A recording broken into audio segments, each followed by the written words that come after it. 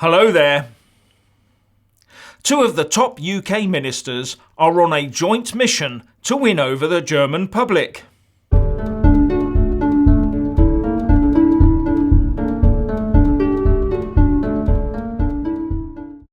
The UK Chancellor of the Exchequer, Philip Hammond, and the UK Brexit Secretary, David Davis, are travelling to Munich and Berlin to put the case for the UK to have a bespoke and ambitious Brexit deal with the EU, reports Sky News. The two ministers have also written a column in a German newspaper in which they say, "As Brexit talks now turn to trade, the UK will look to negotiate a new economic partnership with the EU, the most ambitious in the world, that recognises the extraordinary levels of interconnectedness and cooperation that already exist between us. When we leave the European Union, we will leave the customs union and single market.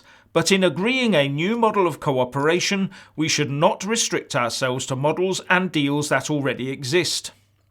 Instead, we should use the imagination and ingenuity that our two countries and the EU have shown in the past to craft a bespoke solution that builds on our deeply integrated, unique starting point to maximise economic cooperation while minimising additional friction."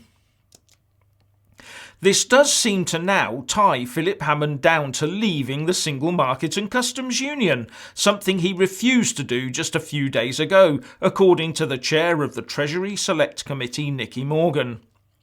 But with the German Chancellor Angela Merkel still attempting to cobble a coalition government together, the pair may have to wait a while for an answer. As I have pointed out in the past, the impact of Brexit on the EU will differ vastly from area to area, and this has been laid out starkly in an article in Politico based on the findings of 72 pages of data collected by the EU's Committee of the Regions. And as the article points out, the results will give heart to Brexiteers who believe that these divisions can be exploited as the talks progress further. Among the biggest concerns are the impact of Brexit on future trade, agriculture, fisheries, citizens returning from the UK, and cuts to the EU budget post-Brexit, says Politico. Some of the regions affected would be the German city of Bremen, which quotes the UK as its third largest trading partner, while Berlin says the UK is its fifth largest. Sweden says the UK is its third largest foreign investor, worth €31 billion in 2014. Many other regions put the UK near the top, but the one most likely to be hardest hit by a hard Brexit was Ireland, says the report. The Irish delegation respondent, Michael Brennan, wrote, "Ireland imports 89% of its oil products and 93% of its gas from the UK," and went on to say that, post-Brexit, this single market will be affected and Irish energy security may be weakened. The Irish submission also said that the regions of Ireland that shared a border with Northern Ireland were most exposed due to the sheer amount of cross-border trade. The fishing industry was also of major concern, with the thought of the UK leaving the common fisheries policy and taking control of its own exclusive economic zone, causing anxiety in several coastal communities across Europe, says Politico. But don't feel too sorry for the EU fishing industry, as it is quite happy to let about 100 trawlers use the previously banned practice of pulse fishing in UK waters against scientific advice.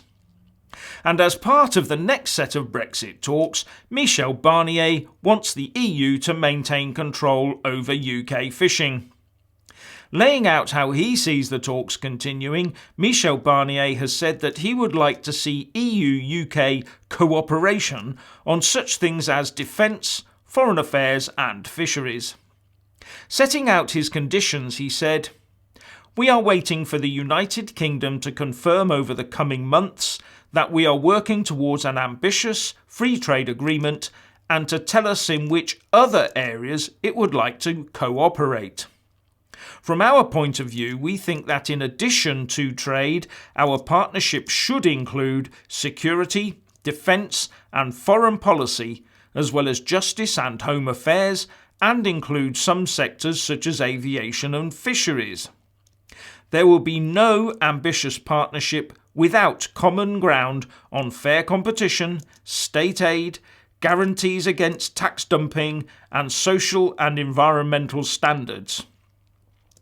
I don't know about you, but this sounds more like joining a cherry-picking European Union than leaving one. And I suppose he has visions of the EU and ECJ governing all those partnerships, and that it will also include the four freedoms as part and parcel of the arrangement. That is not Brexit and should be rejected out of hand. When will he realise that we wish to trade, yes, but no to control from outside the UK? What do you think? Please leave a comment below. Thank you.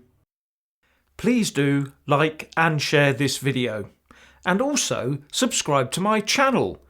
And when subscribing, please do remember to press on the little bell next to the subscribe button. That way you'll get an alert every single time I put up a new video. Thank you very much for watching.